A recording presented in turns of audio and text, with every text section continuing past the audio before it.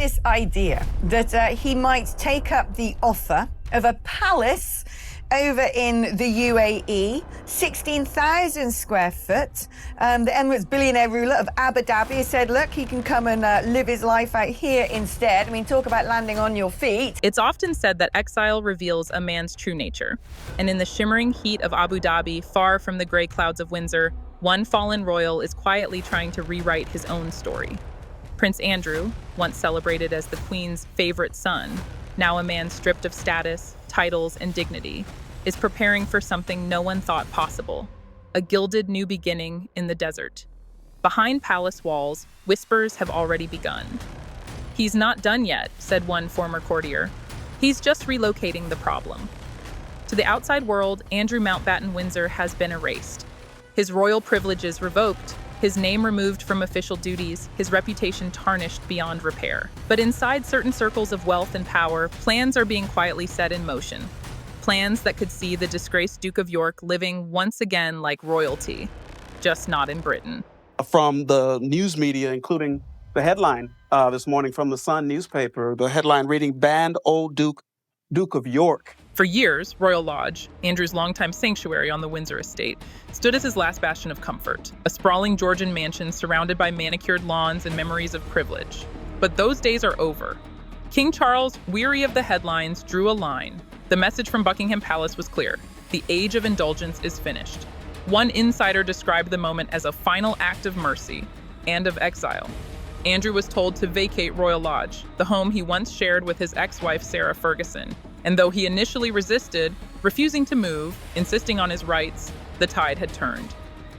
Charles had to be ruthless, a palace aide revealed. The public's patience ran out years ago. The lodge was no longer a home. It was a symbol of defiance. Now the disgraced Duke finds himself at a crossroads: stay in Britain, forever haunted by headlines and photographers, or start anew, in a place where scandal fades into silence. My question would be this: would that not expose the country and the royal family to potential bribery and coercion? You're sending good old Handy Andy over to hang out with influencers and oligarchs on the yachts of Abu Dhabi. What could go wrong? A 16,000 square foot palace in Abu Dhabi, privately offered, insiders claim, by none other than Sheikh Mohammed bin Zayed Al Nahyan, the president of the United Arab Emirates, known to his friends and to world leaders simply as MBZ. The friendship between Andrew and MBZ stretches back decades. In his days as the UK's special representative for international trade, Andrew made frequent visits to the Emirates, dining with sheikhs, attending business summits, and building quiet alliances among the global elite. It was a world he adored, one of endless luxury, discretion, and power without question. And now it may be the world that takes him in. According to sources close to the palace, MBZ's offer is not mere generosity, it's personal. He's known Andrew since the early 2000s. Said one royal insider, they bonded over horses, aviation, and old world privilege. MBZ sees him less as a scandal and more as a friend who's fallen from grace. The offer reportedly includes a villa within MBZ's heavily guarded seafront compound, a place so secure that even satellite images reveal little more than walls, gates, and endless turquoise coastline. Inside those gates lies a world few outsiders ever see: sprawling palaces lined with imported Italian marble, fountains cooled by desert winds, and staff trained to serve in absolute silence. One British architect who once worked in the compound described it as a fortress disguised as paradise. And for a man desperate to disappear, it may be the perfect refuge. The villa itself, valued at over £10 million, reportedly features 6 suites, each larger than most London flats, a home cinema, a private gym, an indoor pool lined with gold fixtures. One designer, familiar with the property, called it an oasis for the forgotten powerful. Everything gleams, every corner designed for quiet grandeur, not showy wealth. Even the air smells faintly of sandalwood and secrecy. And unlike Windsor, there will be no paparazzi hiding in the hedges, no tabloid headlines waiting at the gate. For Andrew, Abu Dhabi offers what Britain never could: silence, respect, and erasure. Royal biographer Andrew Lowry explained, "In the UK, Andrew can't step outside without being a punchline." But in Abu Dhabi, the press doesn't touch people of influence. It's an unspoken code. Discretion is everything. It's not just privacy that attracts him, it's control. Within the UAE's tightly managed system, nothing is published without approval. Criticism of powerful figures is not just discouraged, it's impossible. And that, palace insiders say, is exactly why Andrew sees it as his escape hatch. One former aide put it bluntly, he doesn't want redemption. He wants relevance, without the consequences. But even as the villa prepares for his arrival, with new furnishings, reportedly ordered after Queen Elizabeth's passing, not everyone is pleased with the plan. Behind closed doors, senior courtiers are said to be alarmed. There's a deep concern this could backfire, said a retired royal staffer. The optics of a fallen British royal being sheltered by a foreign ruler are terrible. It smacks of influence, of quiet deals, and it invites the question, what's he offering in return? Indeed, parallels have already been drawn to Spain's former King Juan Carlos, who fled to Abu Dhabi amid financial scandal. Like Juan Carlos, Andrew appears to be seeking refuge in a land that welcomes exiles, provided they bring a certain prestige. And in Abu Dhabi's elite circles, housing a royal of the British bloodline, even a disgraced one, is a mark of power. For the monarchy, though, it's a lingering wound. King Charles has made it clear the institution cannot carry Andrew any longer. He will remain a private citizen, stripped of military honors, unable to return to public life. But quietly, his expenses, security, travel, and certain luxuries continue to raise eyebrows. The king wants distance, one source said, but not disaster. Cutting him off entirely could expose private family matters. So instead, he's being faded out, like a scandal you hope people forget. That fading may soon become literal. Once he leaves the UK, Andrew is unlikely to return to royal circles. He'll live among foreign billionaires and silent staff.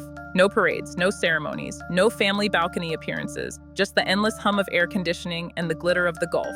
Still, one question remains. What becomes of Sarah Ferguson? For years, the Duchess of York remained in Andrew's shadow, sharing royal lodge long after their divorce, clinging to the remnants of royal privilege. But with the lodge now reclaimed by the Crown estate, their cohabitation is over. Fergie's heart is in Windsor, said one friend, but her reality may soon be elsewhere. Her book deals and endorsements have dwindled, and with Andrew's exile imminent, insiders suggest she, too, is considering life abroad. Perhaps not in Abu Dhabi, but somewhere far enough from the British glare to rebuild. She's restless, another source shared. She feels her time is done in the UK. If Andrew leaves, she won't stay long after. Meanwhile, their daughters, Princess Beatrice and Princess Eugenie, have been spotted frequently in the Middle East over recent months, attending events, hosting charity functions, testing, as one courtier put it, the social waters. In the royal ecosystem, nothing is coincidence. Insiders believe the sisters may be quietly laying the groundwork for their father's transition, ensuring he's welcomed in the right circles and seen not as a liability, but as a fallen figure, deserving sympathy.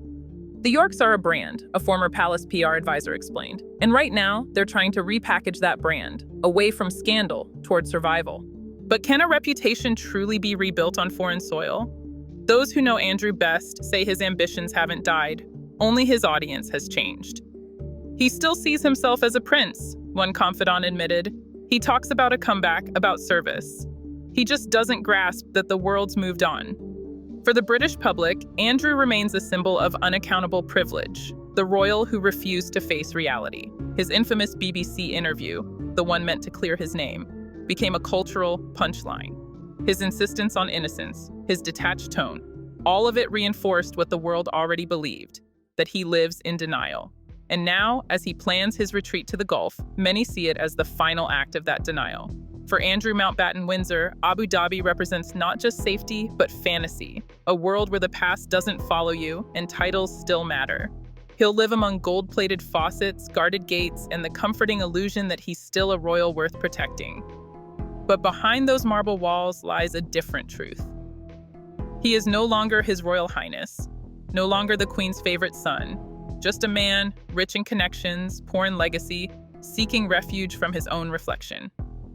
As one palace aide summed it up, he's trading shame for silence, and for him, that's as close to redemption as he'll ever get.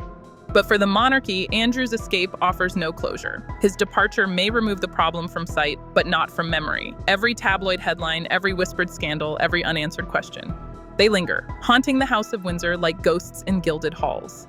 King Charles knows that no matter how far Andrew runs, the shadow follows the crown. And in an age when the monarchy fights for relevance, his brother's self-imposed exile is a reminder of the fragility beneath the grandeur. In the end, Andrew's story may be one of quiet tragedy, a man born into privilege, undone by pride.